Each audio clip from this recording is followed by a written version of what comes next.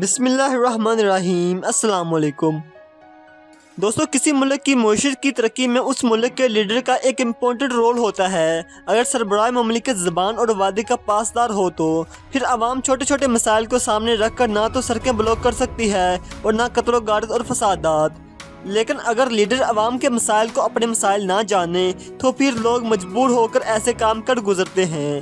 لیکن لیڈر کا ایک اعلان عوام کے 1000 دن احتجاج کرنے سے بہتر ہے۔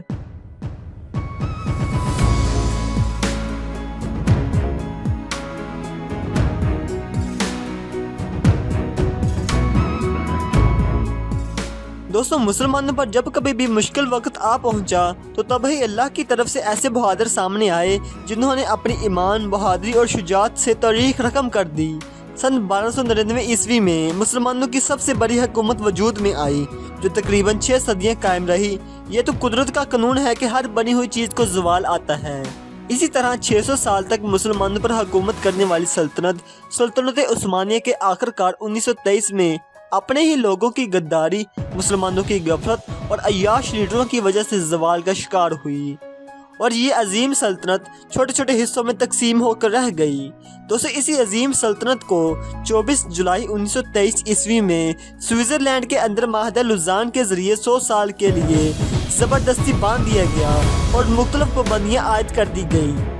لیکن سن 1923 عیسوی سے پہلے کچھ حجاج نے مل کر سلطنت سے بغاوت کر دی۔ وہ کچھ یوں کہ مسلمانوں کے مقدس شہر مکہ میں جون اور جولائی 1916 عیسوی میں ایک لڑائی ہوئی۔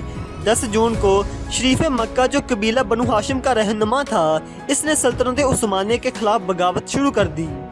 یہ لڑائی عرب بغاوت پہلی جنگ عظیم کا حصہ ہے۔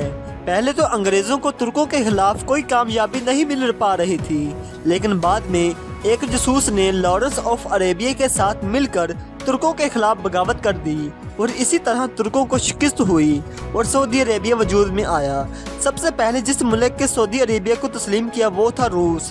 روس نے سب سے پہلے ابن سعود کی بادشاہت کو تسلیم کیا۔ اسی لیے ترک لوگ عربوں کو اچھا نہیں سمجھتے۔ ان کا یہ خیال ہے کہ یہ وہی ہیں جن کی وجہ سے سلطنت عثمانیہ کے ٹکڑے کر دیے گئے اور ناقابل تلافی نقصان پہنچایا گیا۔ ترکی پر لگائی جانے والی پابندیاں 100 سال کے بعد ختم ہونے والی ہیں۔ وہ پابندیاں جن کی وجہ سے ترک اپنے ہی وطن کی چیزیں استعمال نہیں کر سکتے تھے، آخر کار 2023 میں اپنی مدت کو پہنچنے والی ہیں۔ ترکی پھر سے آزاد ہو جائے گا اور پھر سے خلافت عثمانیہ کو قائم کرنے کے لیے جو چاہے گا کر گزرے گا۔ جو وقت قریب آ رہا ہے، غیر مسلم اتحادی قوتوں کے دلوں میں خوف طاری ہوتا جا رہا ہے اور یہ لوگ پاگلوں کی طرح ہاتھ پاؤں مار رہے ہیں۔ دوسری طرف سعودی عربیہ میں 100 سالہ حکومت ختم ہونے کو ہے اور پھر وہاں سے موجودہ سلطان شاہ سلمان بن محمد کی حکومت بھی کچھ بغاوتوں کا ذکر سننے میں آیا ہے۔ یہ بغاوتیں اس وجہ سے ہے کیونکہ شاہ سلمان نے اپنا ولی عہد اپنے بھائی کی بجائے اپنے بیٹے کو منتخب کیا ہے، جو کہ ماننے کو تیار ہی نہیں۔ اس لیے حالیہ دنوں میں کچھ شہزادوں کو بھی گرفتار کیا گیا۔ یہ سارا کام راتوں رات کیا گیا۔ ان تمام واقعات سے عربوں کی تباہی واضح ہے۔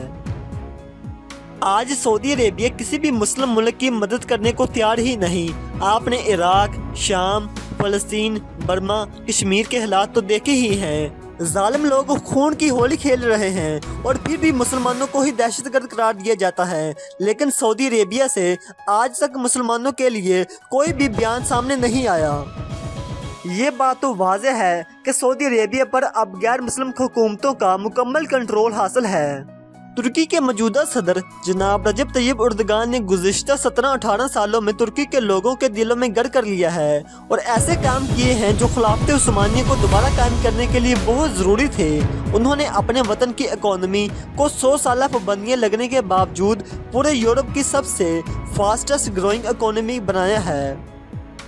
دنیا بھر میں اگر کہیں پر بھی مسلمانوں پر ظلم کیا جائے تو جناب رجب طیب اردگان سب سے پہلے مسلمانوں کی حمایت کے لیے سامنے آتے ہیں۔ دوستو، امید کرتے ہیں آپ کو آج کی یہ ویڈیو کافی انفارمیٹیو لگی ہوگی۔ ویڈیو پسند آنے کی صورت میں لائک، شیئر اور کمنٹ سیکشن میں اپنی رائے کا اظہار کرنا مت بھولیے۔ ملتے ہیں ایک اور نئی ویڈیو کے ساتھ، تب تک کے لیے اللہ نگہبان۔